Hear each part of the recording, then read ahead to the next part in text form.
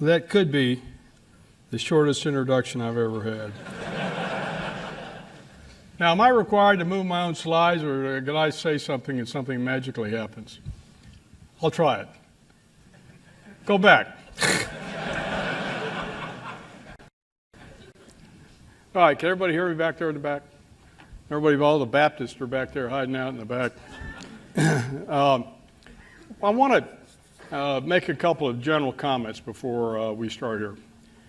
Because there's a lot in the press that you see about the budget and the strategy and all the stuff that's been going on in Washington really since probably around a year ago in September. That's when we really began to work budget in September, and that's when we really began to work strategy in September.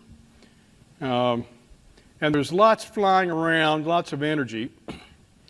And I know you just had General Dempsey in here. And I want to make a couple of comments about the Joint Chiefs, the budget, and the strategy that I think are important. Everybody have read all the books from Vietnam about the leadership, the general officers and flag officers about Vietnam, how they abrogated their authority, and they didn't have the courage of their convictions, and they didn't say the things that should have told the president and all that. We're actually reasonably well read. And the dereliction of duty and all that stuff is not what happened last September, October, November, December, January, regardless of what you might read in the newspaper or see coming out. And it's a little bit discouraging.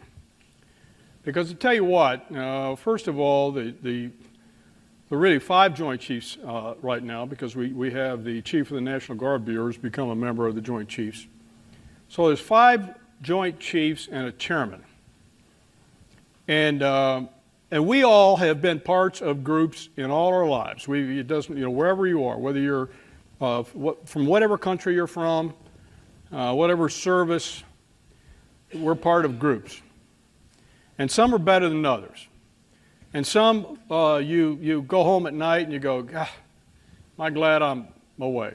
And some you go home at night and you go, boy, I miss the team, or you're not around them for a while, and or even when you're around them, you go, boy, this is a great team to be a part of. I will tell you without equivocation that the Joint Chiefs is that team.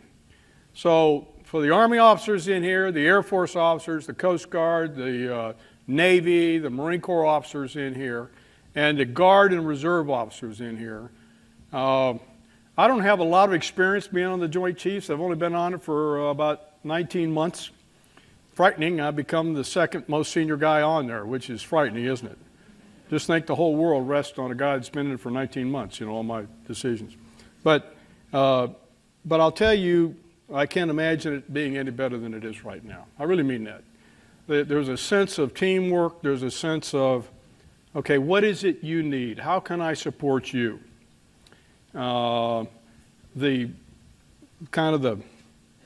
guess maybe some of the nastiness that happens between services was not seen at all in the Joint Chiefs.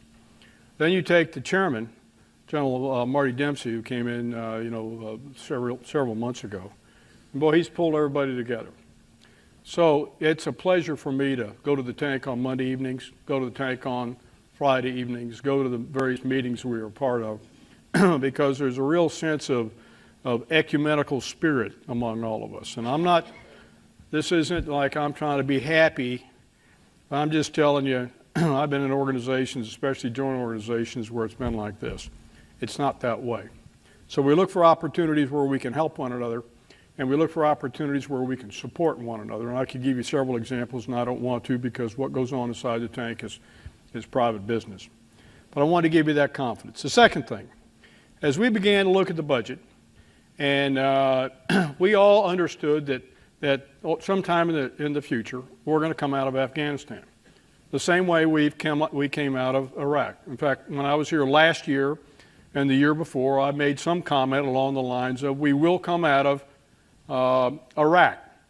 I said that about 3 years ago when I was on this stage, and we have. and I think I said last year, we will come out of Afghanistan at some point in the future. I don't know when that will be, and I'm not sure, we have markers on the wall right now, but we will. So all the services understood when we come out of Afghanistan, where there's a pretty healthy commitment, the services are going to need to downsize some. We understood that in the Marine Corps. In fact, long before the Budget Control Act of this year passed, long before any of that, just about the time, in fact, that 4 or 5 months before I became the Commandant, General Conway and I were talking among the 3 stars that, we can't sustain a Marine Corps of 202,000 once we come out of Afghanistan. There's just more Marines than we need. We can't afford it. It's just too expensive. We weren't even talking about what America could afford at that time. We were just talking about internally the Marine Corps. We knew what we could afford and what we couldn't afford. And so to be responsible stewards, we said, we need to get smaller. So fast forward, Secretary Gates, in General Conway's last month as the Commandant, directs the Marine Corps, and specifically me, because I was the guy that was going to inherit this, to convene a force structure review effort to look at building a Marine Corps in a post-Afghanistan environment. In other words, draw it down, and he didn't tell me how big it should be. He didn't say how many Marines or any of that stuff. He just said, Jim, it's got to be smaller than what it is right now, and it made complete sense to us. And the criteria post-Afghanistan was completely acceptable, and we started down that path. So that's where we were, and I can speak for the Marine Corps. So when the Budget Control Act came in $487 billion, we had already begun to plan to come down to 186,800 Marines. It was going to be a smaller Marine Corps, but it was going to have lots of punch, lots of capabilities, going to have a high readiness level, and we were going to be ready to rock and roll when our nation needed it.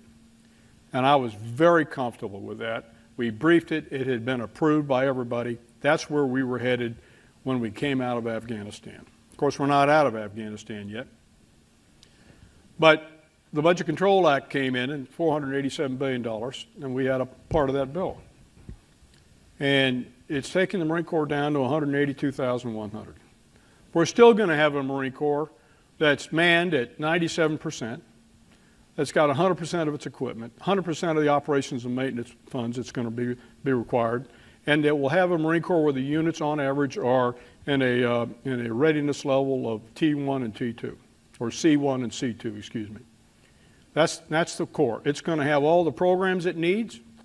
We're not lacking anything. So the Corps at 182 is a very competitive, it's a very capable Marine Corps. So why am I telling you that? Because all the services had to begin to adjust their force structure and adjust all the things that they had to deal with the budget. And guess what? We worked it out. We worked it out among ourselves and actually came down. We took a look at the fiscal condition of the United States of America, and we said, we're taxpayers too. We understand where America is today. We want to be part of the solution, ladies and gentlemen, not part of the problem. And so we worked within our piece of the budget to build the best Marine Corps we possibly could have. About the same time that was going on, we started to work on the strategy. And I'll tell you, it was a team effort, and it came together in the strategy that we have right now. I'm going to put a couple of slides up, and you've been briefed on it by the Secretary of Defense and by the Chairman, and I know General Mattis was in here, so he has a piece of that strategy. I know you've talked about it here, but I'm going to put some of it up there on the wall. But I'll tell you, I think we got it right. So imagine the budget effort going on over here, and no kidding, a separate effort called the strategy. What is it in today's world, in 2012 out to 2017, out to 2020, how is it that the United States of America should operate in that world? And what are our keen interests? All the things that you study here at school. And we agreed on the strategy. We sat and worked with the President Now, never having been a Joint Chiefs before, other than 19 months ago, and never having sat down and did all the strategy stuff, okay, so I'm truth in lending. People that had used terms like unprecedented. That seems to make sense to me, but I didn't have a frame of reference.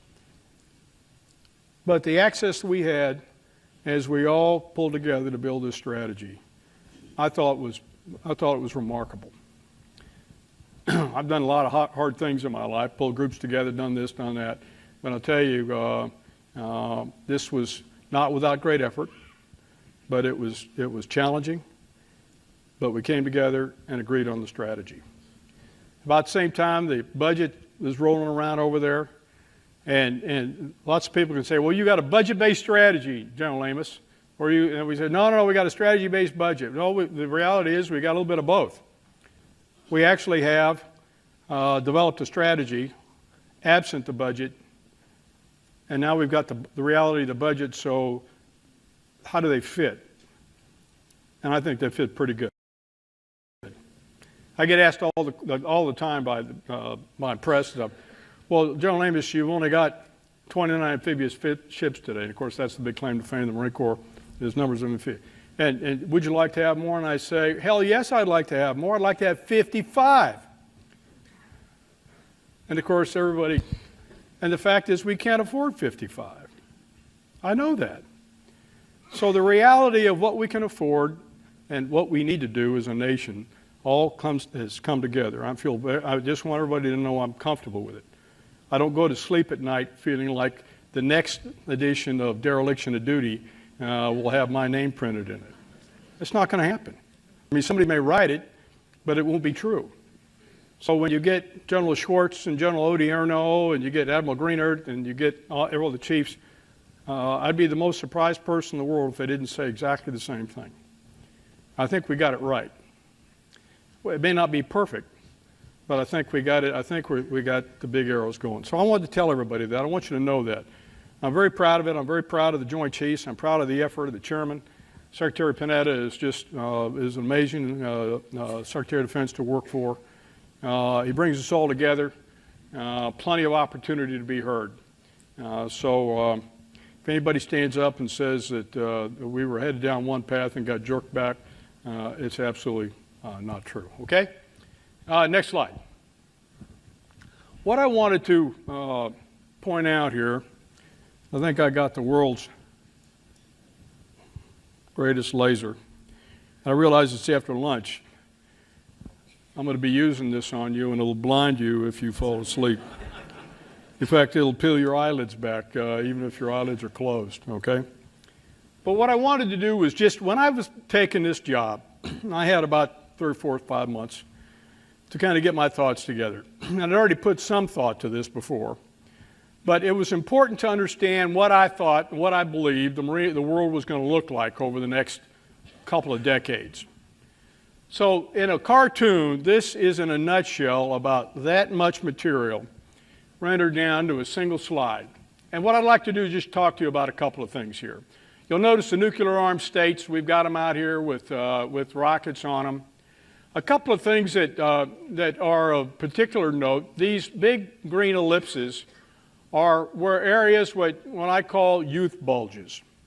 That's where the population of young men and women are growing, and in some cases exponentially.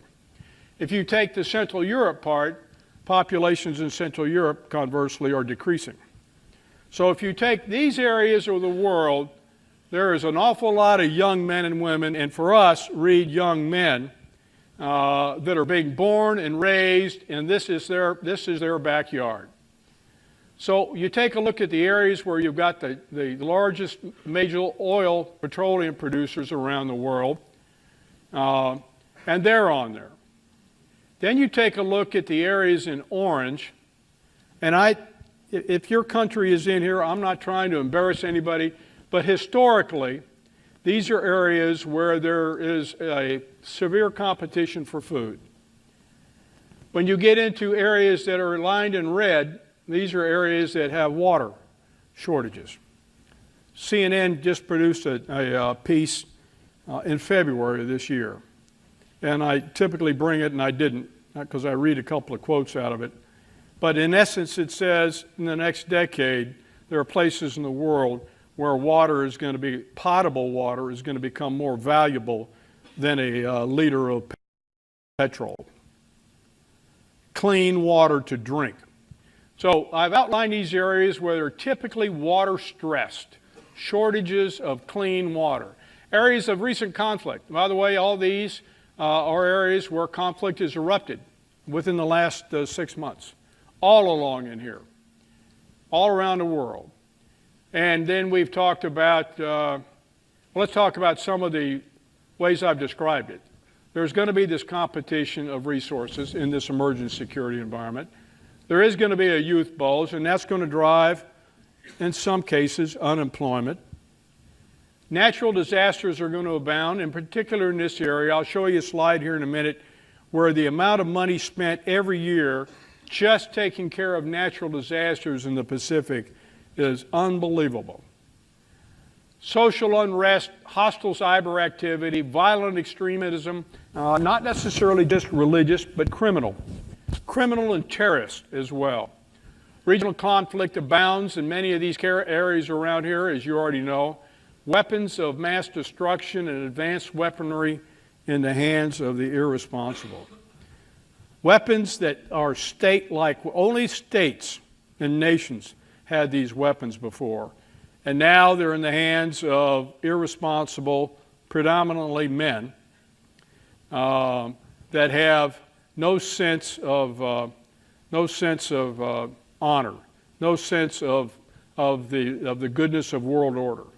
They're just going to use them to get what they need. So these are areas, I think, my sense is, that are going to be this is going to be the backdrop on which U.S. forces and I think our allies are going to operate over the next 2 decades. Next slide. In that light, using the same backdrop and switching to being a naval officer, I want to talk a little bit about the whole idea of the littorals.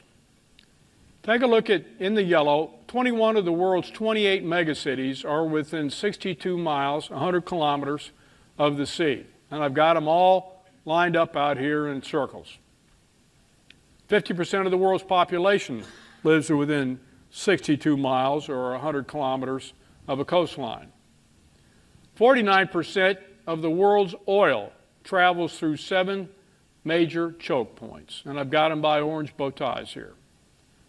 So roughly half the world's oil, as it moves around, passes through these choke points. Virtually all of China's oil and all of the oil that's passed up this part of the Pacific passes through the Straits of Malacca. 95% of the world's commerce moves by sea. This is just updated. It used to be around 23,000 plus. It's 42,000 trading ships are underway on any given day. So all of us that fly airplanes for a living think we're pretty important. The fact of the matter is that out there on the sea, on that 95% of the world's commerce moving around, 42,000 ships are carrying it on any given day. If you were to look down at a moving target indicator of the face of the earth, it would look like spaghetti as these ships move across the surface of the earth. And lastly, but not least, 95% of the international communications travels underneath underwater cables. Not via satellites, some of it does, but 95% of the communication travels underneath water. And I make a comment at the geostrategic level, it's all about the littorals. So I've got a world that I think is going to be stressed for the next 2 decades. Am I thinking there's going to be World War III? My sense is probably not. My sense is the kind of areas we've talked about where our forces are going to operate for the next several years. They're going to be operating in some nasty areas, in areas doing nasty work against some pretty unseemly characters. Next slide. So we made a shift to strategy, and I talked a little bit about it before, and I told you that I was in complete support of it. And a direct quote from our secretary, it says, "Our strategic guidance rightfully focuses our attention on the Pacific and Central Command areas." And I'll be able to prove why here in just a second. But what does this mean to naval forces? First of all, based on that previous slide and kind of the slide before that, I think it really enhances the requirement for a crisis response force. I think a crisis response force to be able to operate in those areas along the littorals. Of course, I'm singing my own song here, but I think there's a real genuine need for it based on the future security environment. I think there's a real need for pre-positioned forces and equipment. Right now, we're talking about when we come out of Afghanistan, where do you pre-position that equipment? We've got maritime pre-position squadrons right now, 3 of them, one in Guam, Diego Garcia, and the Mediterranean. We're going to go down to 2. We'll have one in Diego Garcia. We'll have one in Guam. It'll be an enhanced afloat pre-position. But what else? Where else do we need to pre-position equipment around the world, whether it be the Persian Gulf or whether it be in the Pacific? And we haven't sorted through that yet. But that's something that's going to, the world order and this pivot to the Pacific is going to require us to be able to pre-position some gear to be able to execute the national strategy. For the Marine Corps, we need to continue to lighten the force, and we're working on that right now with the equipment that we buy, we field to the fleet. Freedom of navigation and commerce is important. That's really the key, the underlying reason why the Straits of Malacca, all those 7 choke points, why we need to have naval presence there to ensure freedom of navigation. Not to push people around, not to have people do what we want, but to ensure freedom of navigation because 95% of the world's cargo travels by sea. I mean, I've just built a log cabin in the western mountains of North Carolina. And I went down to the Broyhill headquarters in North Carolina. And for my allied officers in here, my coalition officers, North Carolina is the state in our country that builds furniture. Historically, for years, they've built most of the furniture across our country. So I'm thinking, I built this log home there, and I want to outfit it with furniture from North Carolina. So I went down to Broyhill, I bought just a ton of this stuff. And I was excited that the day they delivered, and every drawer that I opened up, it said made in China. Every single piece of furniture I have is made in China. And then it's got a Broyhill label on the outside of it. It traveled through those choke points, okay? U.S. military must be geographically distributed. This actually has come from Secretary Clinton and Secretary Panetta. Must be geographically distributed, operationally resilient, and the cold reality is it's got to be politically sustainable. This is a function of being invited. This is a function of relationships. This is a function of being invited because we have developed a relationship with the nation, and the nation says, we want to train with you.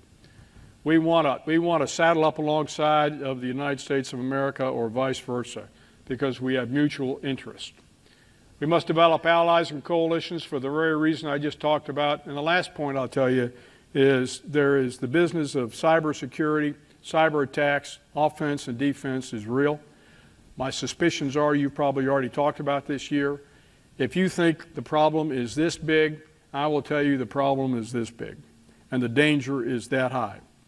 There's stuff that we don't have any idea, and the average American, and probably 99% of you don't have any idea how big the threat is in the cyber world. So I'm a big fan of doing all that we can to prepare the United States and the defense of the homeland for cyber attacks. Next slide.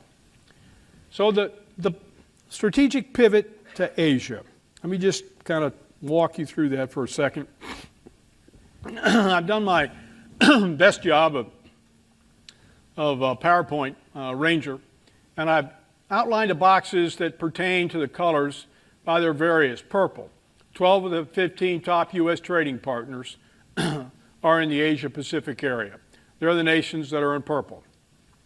U.S. maintains 5 security treaties in the Asia-Pacific region. So he asked, well, what's so big about, why is it so important to pivot to Asia?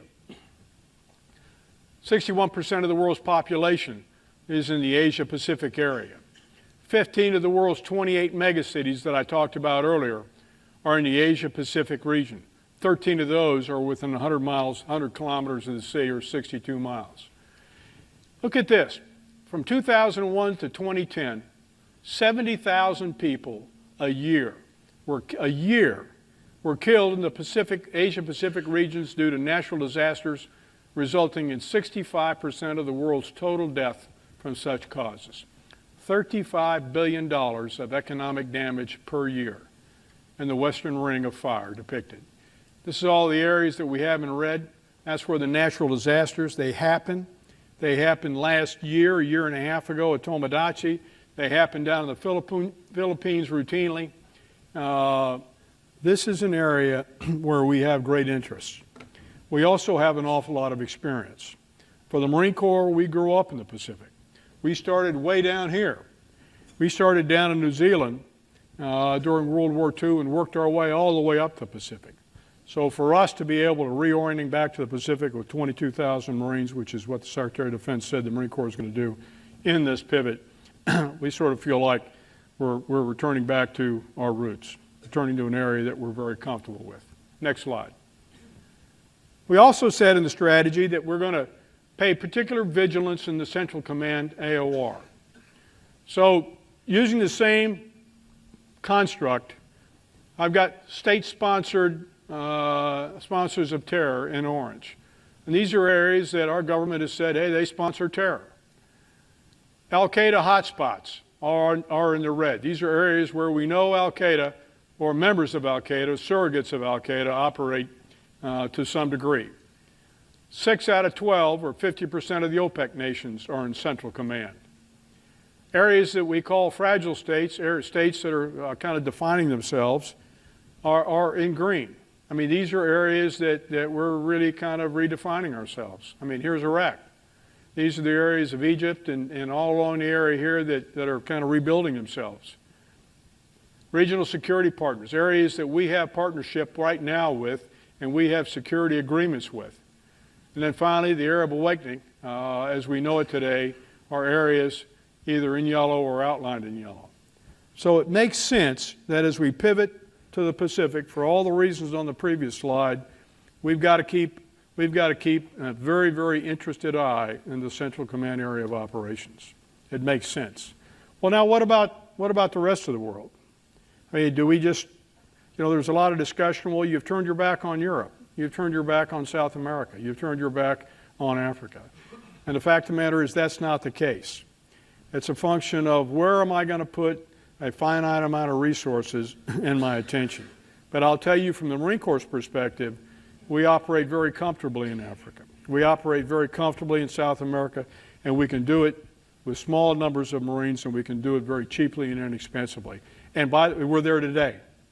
We're in Africa on the peninsula today, and we are in South America on the peninsula, on the continent today.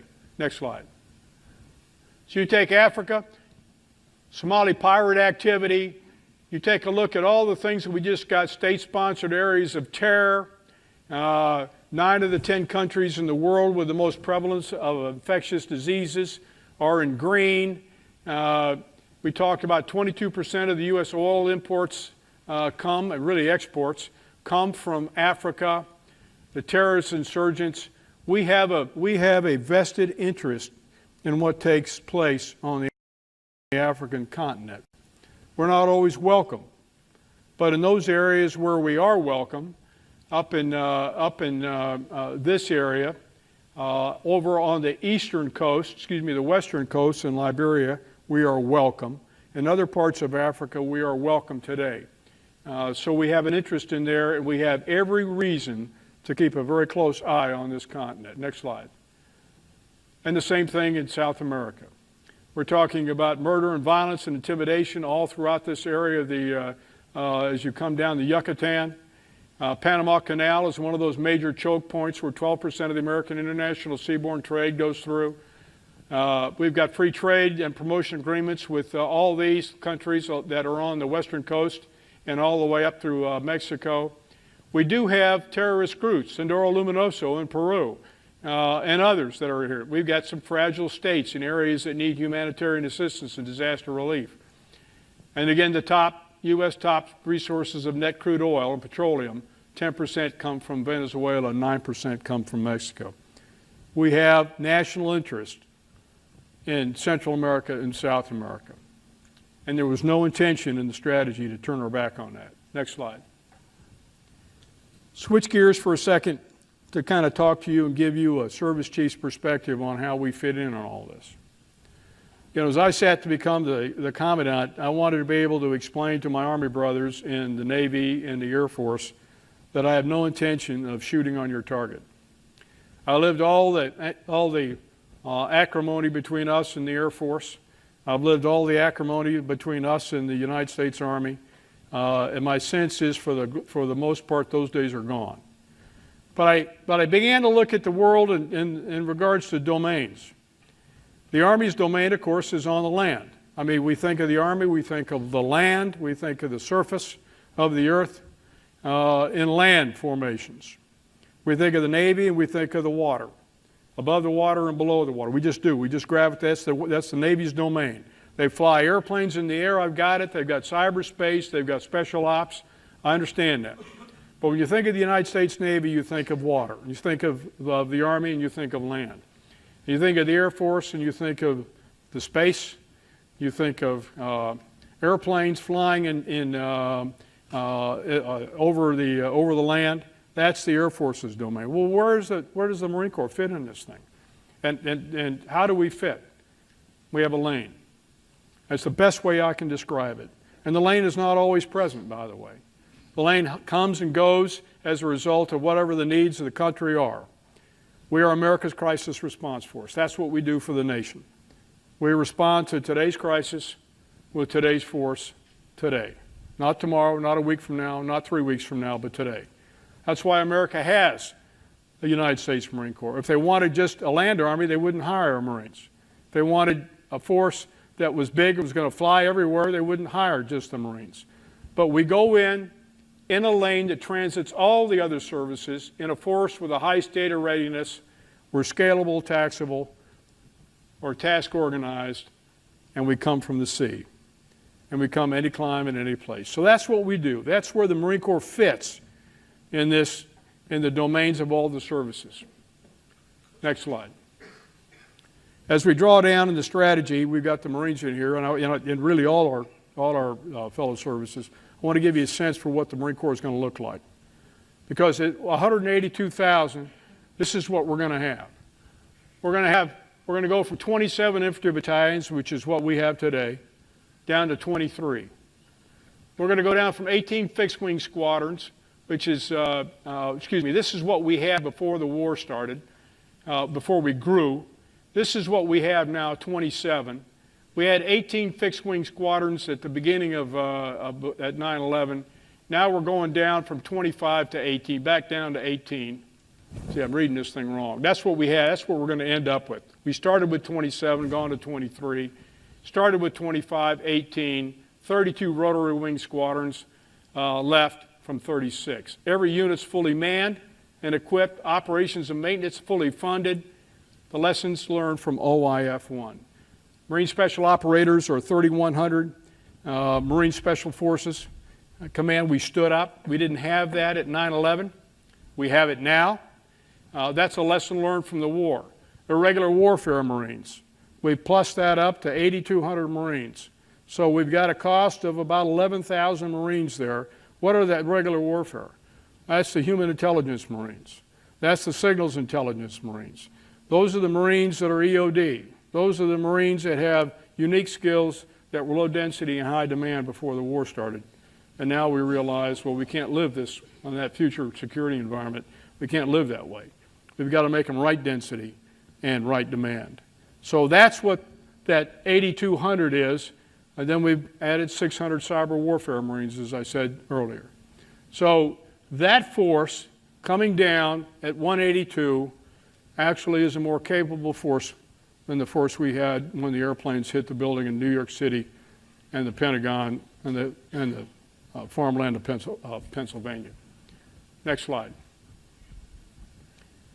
Switching to, from a service chief's perspective, what keeps me awake at night? What are the things that just particularly bother me? The drawdown in Afghanistan. We're sitting at about 18,000 Marines right now and sailors, And we're going to draw down to some number that's going to be less than that by the end of this year. And it's all in accordance with the President's drawdown plan of bringing the surge forces out of Afghanistan. So what does that mean after September? After October? We don't know yet. General Allen's been in here. We don't know yet because we haven't figured it out. But the drawdown in Afghanistan, getting the equipment out, the reset of the forces I've got down there a little bit later. How do we get the equipment out of Afghanistan so we can get it through our depots and get the Marine Corps reset for the future? The new defense strategy in the Pacific laydown. It's beginning to look like the Pacific laydown is settling down. The early draft documents and what you've seen in the press have give an indication that our government, the Japanese government, have come to agreement on what the Pacific should look like. So that's actually, after a lot of work for several years, that actually looks like things are settling down right now, and I'm very encouraged. Secretary Panetta said I want to have 22,000 Marines west of the international date line. So where are they going to go? Some on Okinawa, some in Iwakuni, some in Guam. We've just started a relationship with Australia. We've got a Marine Rifle Company down there right now, eventually moving up to somewhere around 2,500 rotational forces in and out of Australia, putting some more Marines back to Hawaii. So that whole thing, as we reset the Marine Corps, stuff that kind of worries me, keeps me awake. Sequestration. I tell you what, until about 4 or 5 months ago, I didn't even know how to spell that word.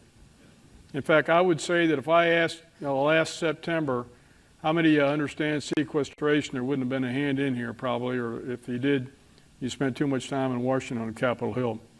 But I know a lot about it now. And I'll tell you that all that I said to begin with, the strategy is right, the budget's right, we're balanced, will go out the window if sequestration comes in. You just need to understand that. It's serious business. It will redefine the Department of Defense. It'll redefine our capabilities.